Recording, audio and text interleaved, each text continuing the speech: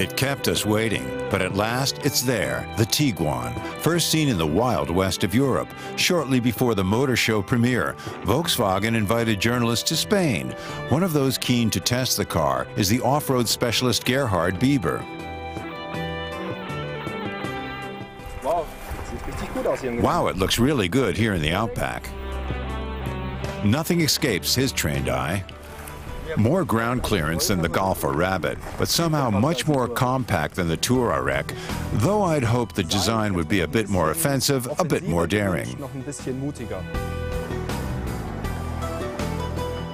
Although the Tiguan will be used mainly on made-up roads, it can't resist the call of the wild. Our specialists thrash it across country and along rough tracks until the tires smoke.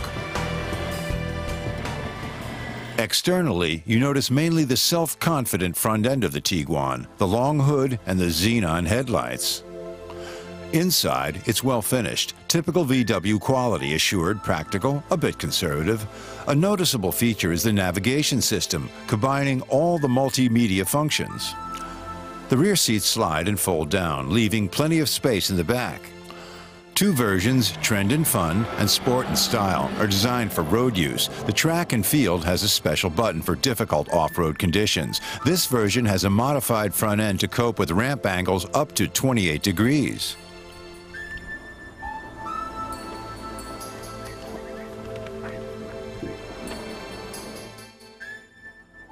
Unlike the Touareg, it doesn't have a low ratio but a downhill assistant which applies the brakes selectively to keep the speed down. Works very well.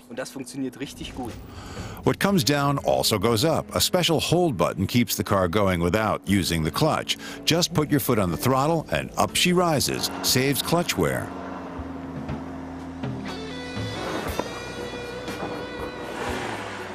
What was that? That was the ramp angle. It's not a real off-road vehicle, just an SUV. The 150 horsepower engine develops its maximum torque of 240 Newton meters at speeds not much more than tick over and heaves the Tiguan through somehow.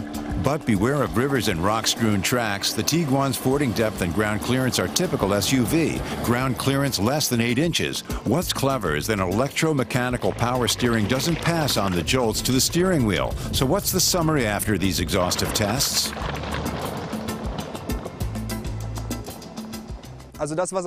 Well, I would never have thought before we started what it would get through today. It was really convincing. The four-wheel drive system is excellent. The engines, or rather the one we tried today, the TSI, is well matched. The only weakness we noticed is the poor visibility. Compared to a genuine off-road vehicle, you can't see the corners, especially at the front.